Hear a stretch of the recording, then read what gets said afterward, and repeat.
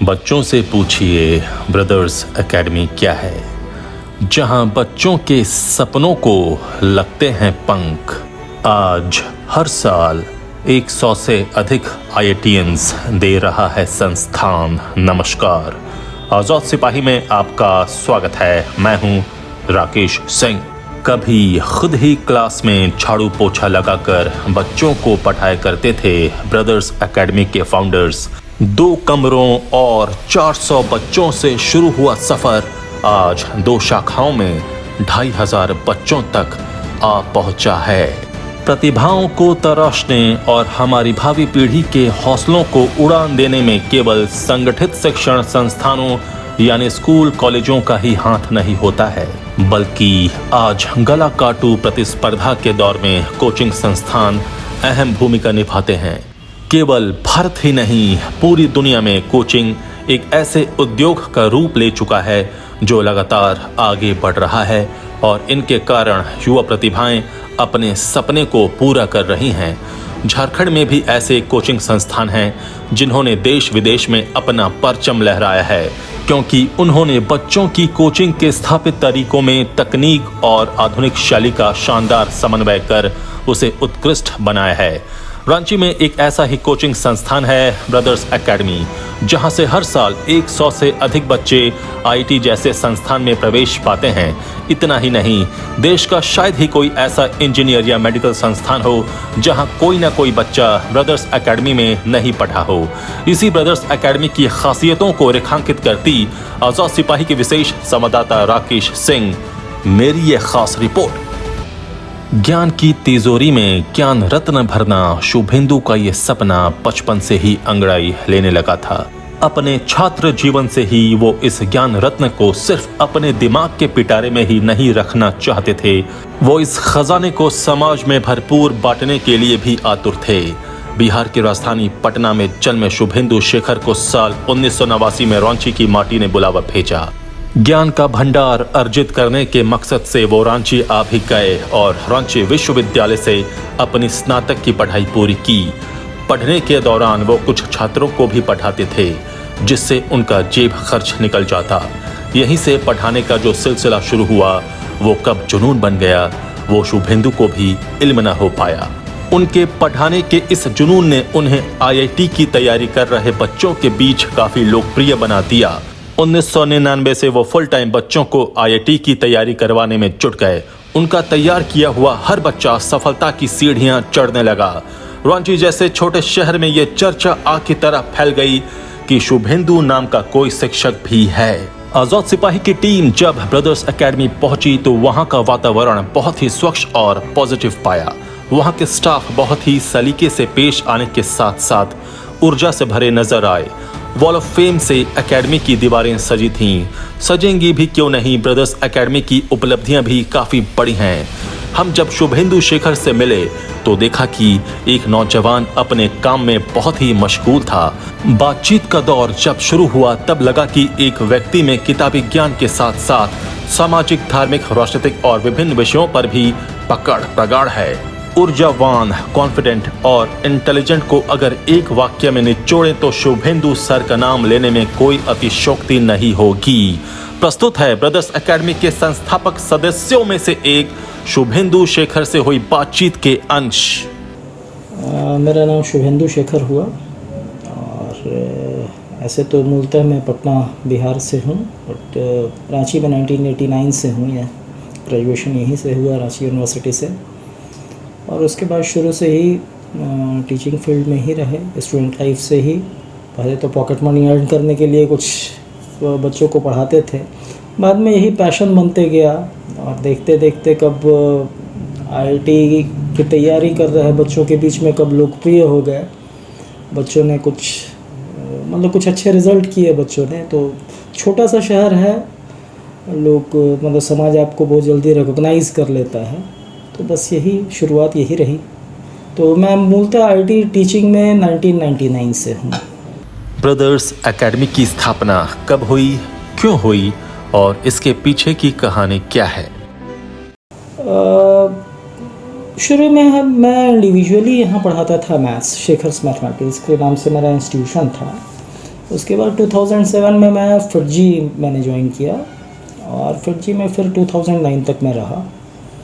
तो फिटजी में ही दो और प्यारे प्यारे छोटे भाई मिल गए, प्रेम प्रसून और पारस Agarwal sir.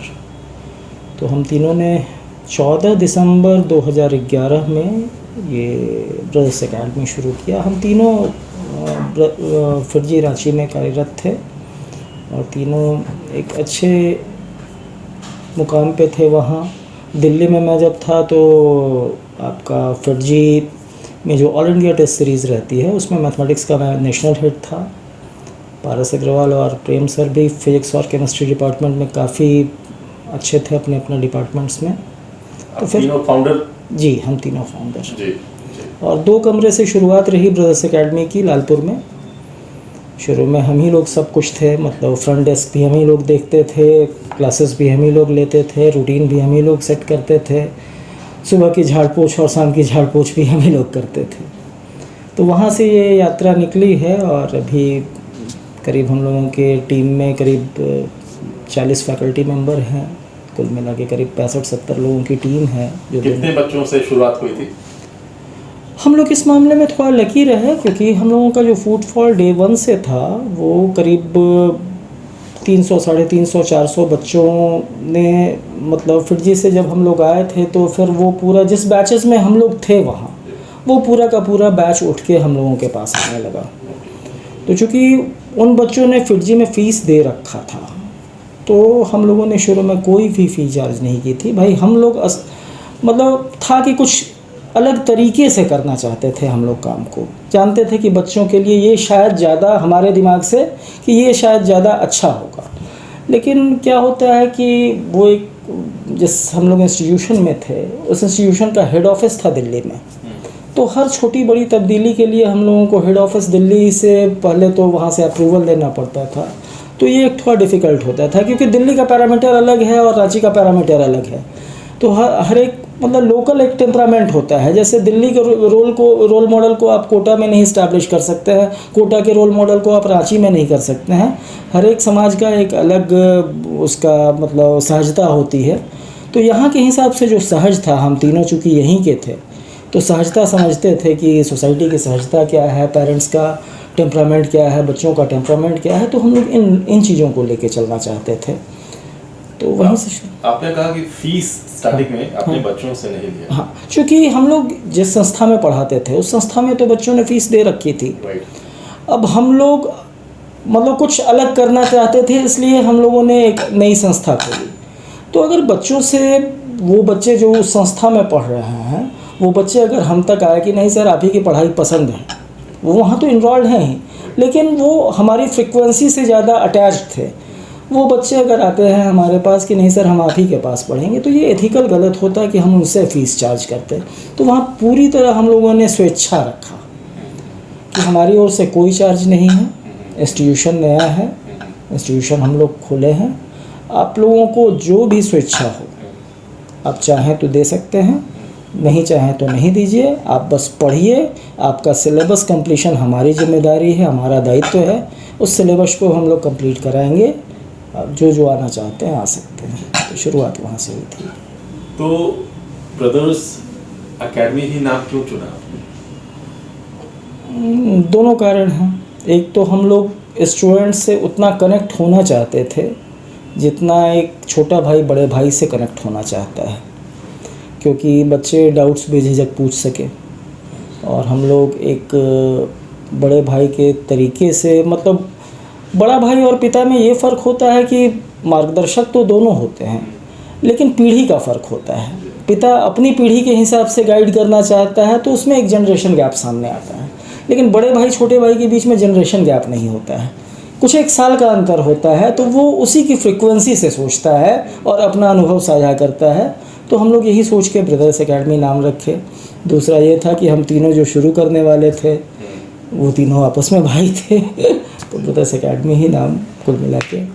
Creating joy in knowledge, ये टैगलाइन कहाँ से आपने निकाली और आप इसे ब्रदर्स एकेडमी में कितना इम्प्लीमेंट करते हैं? देखिए, मेरा मानना ये है कि मतलब इसमें थोड़ा मैं गंभीरता से जाना चाहता हूँ कि सफलता के पीछे सबसे पहले तो ये है कि हर एक बच्चे को ये पता होना चाहिए कि उसका लक्ष्य क्या है, उसका लक्ष्य कितना इम्पोर्टेंट है उसके लिए, और उस लक्ष्य को प्राप्त करने के बाद जीवन में उसको क्या अचीव होने वाला है। तो मैं बच्चों को बार बार ये कहता हूँ कि कोई भी लक्ष्य जो निर्धारित करो, वो मान लो कि तुमने पा लिया, तो तुम्हारे जीवन में क्या बदलाव आया, क्या सुकून आया, क्या तुमने पा लिया है, इसको बहुत गाढ़े में तुम इमेजिन करो, बहुत गाढ़े में इमेजिन करो। जब वो जो इमेजिनेशन, वो जो कल्पना होती है ना, वो जितनी गाढ़ी होती जाती है, जितनी ठहरती जाती है, वो आपको बहुत ज़्यादा ऊर्जावान कर देती है और लालायित कर देती है कि हम यहाँ से उठ के वहाँ जाएं। क्योंकि यथार्थ जो होता है और कल्पना जो होता है, कल्पना कहीं ऐसी भटकती हुई ऐसे ही नहीं आ जाती है। यथार्थ और कल्पना बहुत पैरेलल लाइन है और दोनों का हमारे जीवन के सबकॉन्शियस ब्रेन से संबंध होता है। और यथार्थ जितना गहरा है, कल्पना आपकी उतनी ही गहरी हो जाए तो वहाँ संभावना रचने लगती है कल्पना के यथार्थ होने की। तो बच्चों को मैं बार बार बोलता हूँ कि ये लक्ष्य तुम्हारा तुमने केंद्रित किया है, इस लक्ष्य के बाद तुमको क्या मिलने वाला है, इसको ज़रूर बहुत गाढ़े में कल्पना में मन में उतारो कि अगला 10 साल में तुम अपने जीवन खुद को कहाँ देखना चाहते हो। उसमें बहुत मीठी कल्पना वो करो और बहुत गाढ़ी कल्पना करो, वहाँ से संभावना रचेगी, तुम्हारी मनोदशा चेंज होगी, वहीं से एक चेतना जागृत होती है। और चेतना जब जागृत होती है तो आपका दिमाग और आपका शरीर जो होता है वो एक लय में ढलना शुरू होता है कि ये लक्ष्य है। दिमाग भी उसी ओर केंद्रित है, उसी दिशा में, आपका शरीर भी दिमाग का पूरा कहा मान रहा है। तब वहाँ से आप तैयार होते हैं, आपके हिस्से आत्मबल आता है, आपके हिस्से दृढ़ निश्चय आता है, आपके हिस्से एक पेशेंस आता है, धैर्य आता है, और वहाँ से आप तैयार होते हैं उस सतत अभ्यास के लिए, उस सतत यात्रा के लिए जो लक्ष्य के लिए ज़रूरी है। ब्रदर्स एकेडमी में किस चीज़ की तैयारी करवाई जाती है? जी, क्योंकि हम लोग ऐसी संस्था से जुड़े हुए थे जहाँ मेनली फोकस IIT के लिए होता था, IIT JEE के लिए। तो IIT JEE के साथ साथ 11th-12th की तैयारी, और उस समय सिर्फ 2 ही तरह के बैचेस थे। 2 years बैच जो 10वीं पास करके बच्चे आते हैं, 2 साल देते हैं IIT की तैयारी को, या फिर 1 year पास आउट बैच, ऐसे बच्चे जो पहली बार में IIT नहीं क्वालिफाई कर पाए और 12th के बाद 1 साल वो रुकते हैं IIT के प्रिपरेशन के लिए। तो ऐसे 2 ही बैच हम लोग शुरू में लेते थे। 11th-12th के ही बच्चे, 11th-12th and pass out. 11th-12th के बच्चे 2 years में और पास आउट। तो पास आउट पूरी तरह फोकस रहता था IIT JEE के लिए, और 11th-12th में IIT JEE के साथ साथ 11th-12th स्कूल का जो वो भी कोर्सेज कंप्लीट हुआ करते हैं। वो वही पैटर्न अभी भी चल रहा है? अभी भी वही पैटर्न चल रहा है। 7, 8, 9, 10 वाले? हाँ, 7, 8, 9, 10th में 1 year के हिसाब से वो लोग भी बच्चे अभी ज्वाइन कर रहे हैं? हाँ, हम लोग 7 से नहीं, हम लोग 8 से शुरू कर रहे हैं। जी। तो क्या क्या सब्जेक्ट उसमें आप जूनियर क्लासेस में 8, 9, 10th में हम लोग मैथ्स देते हैं, फिजिक्स, केमिस्ट्री, बायोलॉजी देते हैं, SST देते हैं और मैथमेटिकल रीजनिंग देते हैं। तो मोस्टली यहाँ जो बच्चे आ रहे हैं पढ़ने आपके यहाँ जी, वो झारखंड बेसी बच्चे पढ़ने आ रहे हैं? कहाँ नहीं, बच्चे बिहार से भी आते हैं हमारे पास। कुछ बच्चे तो मुंबई से भी आए हैं। अच्छा। मुंबई में एक थे, इनकम टैक्स डिपार्टमेंट में एक बड़े अधिकारी थे। जब उन्होंने ब्रदर्स एकेडमी का कहीं से सुना होगा नाम, तो उनका बच्चा 10th आया था, तो उन्होंने अपने बच्चे को खास करके ब्रदर्स एकेडमी में पढ़वाने के लिए उन्होंने रांची में रखा था 2 साल। वो बच्चा भी IIT में बहुत अच्छे रैंक के साथ निकला, यशस्वी नाम था उसका। तो बस गार्जियन का भरोसा एक है। ब्रदर्स एकेडमी झारखंड में अब ब्रांड बन चुका है। काफी तेजी से इस एकेडमी की मांग भी बढ़ रही है। कैसे वे बच्चे जो आर्थिक रूप से सक्षम नहीं हैं, ब्रदर्स एकेडमी से ज्ञान अर्जित कर सकते हैं? देखिए, हम लोग का GSAT करके होता है, हम लोगों का जो एडमिशन टेस्ट होता है उसका GSAT नाम है, और उसमें स्कॉलरशिप काफ़ी अच्छे लेवल पे दी जाती है। तो आपका सोशल मीडिया में भी एडवर्टीज़मेंट अच्छे लेवल पे होता है कि पब्लिक तक वो पहुंच सके इन्फॉर्मेशन, और न्यूज़पेपर में भी एडवर्टीज़मेंट जाता है एडमिशन से पहले, एडमिशन टेस्ट से पहले। और बच्चों को, मतलब अगर बच्चे मेधावी हों तो अप टू 100% तक हम लोग स्कॉलरशिप देते हैं, बिल्कुल फ्री ऑफ कॉस्ट। तो बच्चों की मेधा ही मतलब क्राइटेरिया बनती है कि कितना स्कॉलरशिप दे सकते हैं हम लोग। क्या आप मेडिकल की भी तैयारी करवाते हैं? मेडिकल की तैयारी हम लोग पिछले 5 साल से हम लोग हैं मेडिकल में जी, क्योंकि मेडिकल का यहाँ काफ़ी कमी था मेडिकल इंस्टीट्यूशन का। तो हम लोग देखिए मेडिकल में जहाँ तक मेरा मानना है कि मेडिकल एंट्रेंस में मेन जो सब्जेक्ट होता है, जहाँ बच्चे मेन फाइट करते हैं, वो सब्जेक्ट होता है फिजिक्स। ठीक है ना। उसके पीछे भी कहानी ये है, मैं हर बच्चों के बारे में मेडिकल तो बायोलॉजी के हिसाब से लोग देखते हैं जी, मतलब मेन जो बच्चे जो बायो ऑप्ट करते हैं उनकी ज़्यादातर बच्चों मतलब 70% बच्चों की मानसिकता तो ये रहती है कि साइंस पढ़ना है लेकिन मैथ्स से डर है। मैथ्स से डर पनपा कि आपका फिजिक्स अफेक्टेड हो गया, क्योंकि फिजिक्स एक ऐसा सब्जेक्ट है जिसका लैंग्वेज ही मैथमेटिक्स है। तो हम लोग मतलब इस चीज़ को बखूबी समझते थे कि फिजिक्स और केमिस्ट्री में बच्चों को एक्सेप्शनली बढ़िया करवाना है। बायोलॉजी तो देखिए कंटेंट बेस्ड चीज़ है, वो तथ्य है, आपको दिमाग में रखना है, वो इंफॉर्मेशंस, ठीक है ना। उसमें बहुत ज़्यादा लॉजिकली आप ये नहीं बढ़ सकते हैं कि ऐसा होता है तो ऐसा होता है, वो आपको एक मतलब सारे इंफॉर्मेशंस को दिमाग में रखना होता है।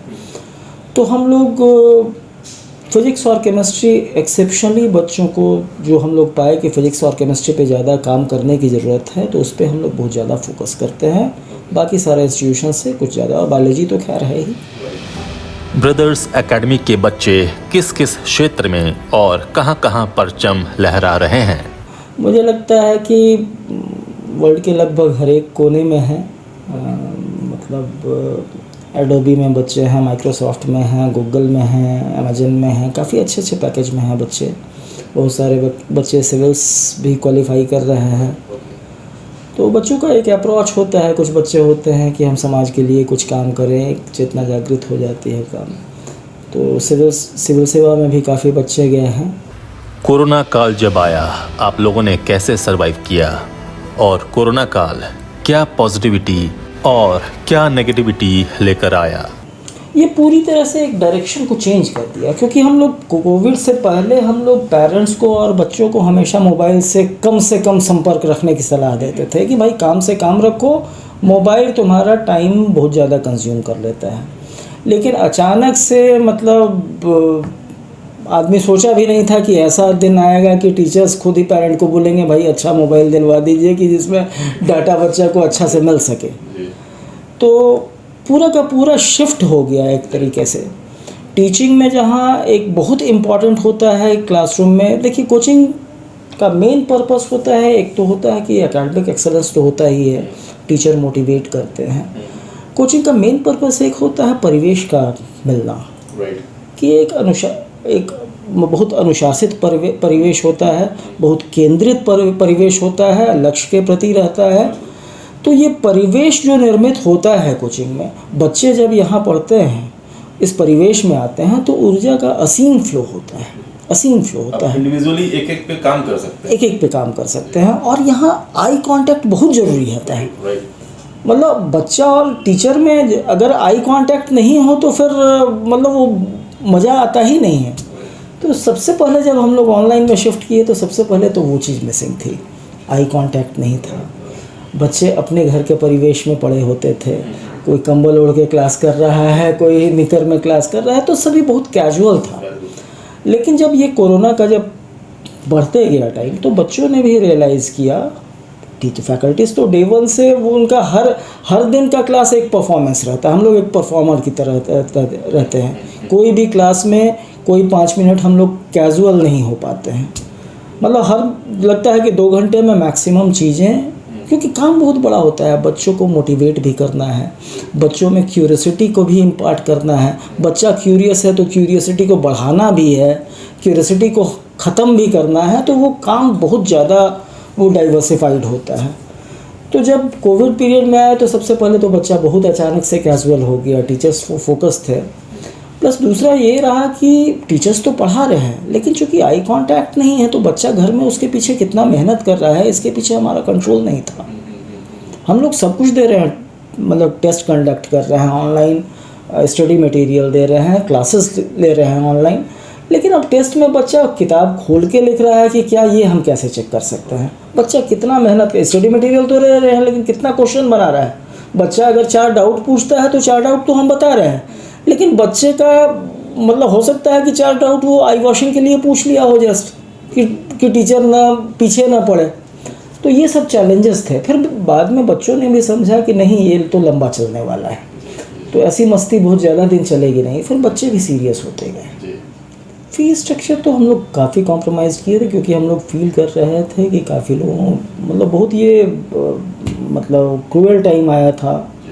कई लोगों का रोज़गार गया, कई लोगों की पगार समय पे नहीं मिल रही थी, तो फाइनेंशियली तो हर लोग तो हिला हुआ था। तो हम लोग 50-60% स्कॉलरशिप मतलब उस समय हम लोग ऑफ़र करते गए। और प्लस बहुत सारे पेरेंट्स का ये भी होता था कि भाई जैसे आपका इंस्टॉलमेंट में फ़ीस है तो सर अभी नहीं दे पाएंगे, 4 महीने बाद, वो सारा कुछ हम लोग कंसीडर करते गए। ये ब्रदर्स एकेडमी ये कितनी ब्रांचेस हैं? 2 ब्रांच, एक लालपुर में, वहीं से शुरुआत वहीं से हुई थी जी, और फिर डोर में। क्या फ्यूचर देख रहे हैं यहाँ झारखंड में आप? देखिए, ब्रांच रांची के लिए तो मेरे ख्याल से 2 कैंपस काफ़ी है, ये पूरे रांची को कवर कर लेता है। मतलब लालपुर के बाद डोरंडा कैंपस खोलने में भी हम लोगों को करीब 5 साल का समय लग गया।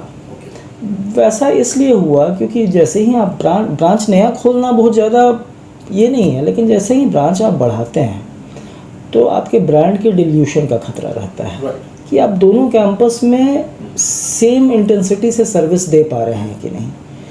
तो जब हम लोग ये समझे कि नहीं, अब उतना मैन पावर है और हम लोग एक और सेंटर हम लोग उसी इंटेंसिटी से चला सकते हैं, तभी हम लोगों ने डोरंडा कैंपस भी खोला। और रांची शहर से बाहर जाना में भी वही शर्त होगी, जब हम लोग तैयार होंगे कि ब्रांड के में डिल्यूशन नहीं आएगा, एक दूसरे शहर में भी हम लोग इसी इंटेंसिटी से काम कर पाएंगे।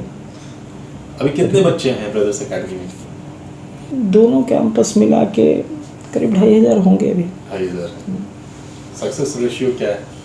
सक्सेस रेशियो हम लोगों का काफ़ी अच्छा है। मतलब मोर देन 100 IITians हम लोग एवरी ईयर रांची शहर को दे रहे हैं। रांची क्या झारखंड में या पूरे इंडिया में भी जी जी, जो कोचिंग इंस्टीट्यूट्स हैं बाढ़ से आ गई है एक तरीके से। हाँ, और रांची में इनफैक्ट अभी बाढ़ से आ गई। जी जी। आप कैसे अलग हैं दूसरे कोचिंग इंस्टीट्यूट से? ब्रदर्स एकेडमी किस तरीके से डिफर है? देखिए, ऐसा क्वेश्चन अक्सर पेरेंट भी पूछते हैं कि आपकी क्या विशेषता है। तो इसमें पेरेंट्स को भी हम लोग बस यही बोलते हैं कि 7:45 में छुट्टी होती है सर, हमारे बच्चे निकलते हैं, हमारे बच्चों से पूछिए कि हम क्या हैं और क्या नहीं हैं।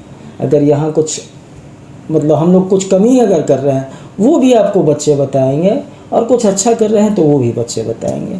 हम लोग बहुत सौभाग्यशाली हैं इस मामले में कि बच्चे कई बार ऐसा होता है कि 2 साल बच्चे पढ़े और वो पहले प्रयास में IT नहीं निकल पाए, लेकिन अगर उनमें से कुछ बच्चे अगर ड्रॉप करने का तो अगर फैसला लेते हैं तो मोस्ट ऑफ द बच्चे को हम लोग पाते हैं कि वो वापस हमारे ही संस्थान में, क्योंकि बच्चे ऐसा मानते हैं, बच्चे ऐसा हमेशा कहते हैं, पेरेंट्स से भी वो कहते हैं। पेरेंट्स भी जब दोबारा एडमिशन लेने आते हैं तो पेरेंट्स के मुंह से जो हम लोग सुनते हैं, तो बच्चे घर में जाके यही कहते हैं कि कमी मेरे एंड से हुई सर, लोग कोई कमी नहीं किए थे, एकेडमी सब कुछ दिया, हम लोग अपने एंड से मेरे प्रयास में थोड़ी कमी रही।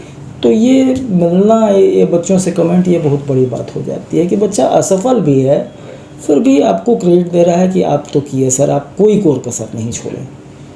आप लोग एक बहुत बड़ा कारण बन रहे हैं कि बच्चे यहाँ से अब कोटा नहीं जा रहे हैं, पूना नहीं जा रहे हैं, दिल्ली नहीं जा रहे हैं, बहुत सारे बंसर ट्यूटोरियल चले गए, तो इधर चले गए, उधर चले गए।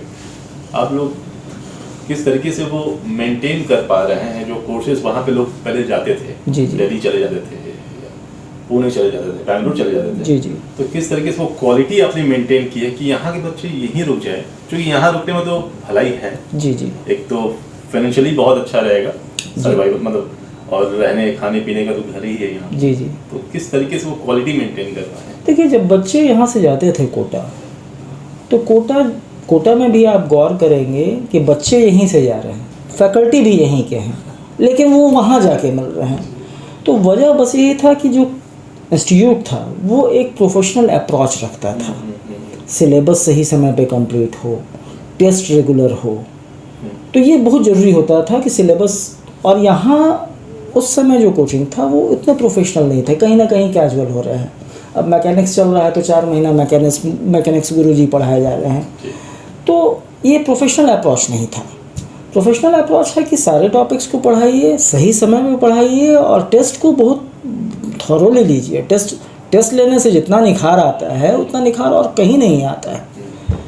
तो बस इन्हीं चीज़ों पर हमने काम किया कि उस अप्रोच को हमने यहाँ अपनाया कि सिलेबस एकदम सही समय पे ख़त्म होता है। स्कूल के साथ हम लोग अपने लय को मेंटेन करते हैं, जिस पेस में स्कूल चल रहा है उस पेस में कभी ऐसा नहीं होता है कि स्कूल में इस टॉपिक का टेस्ट हो रहा है, वो टॉपिक हम लोग यहाँ बच्चों को ना पढ़ा पाए हम एग्ज़ाम से पहले।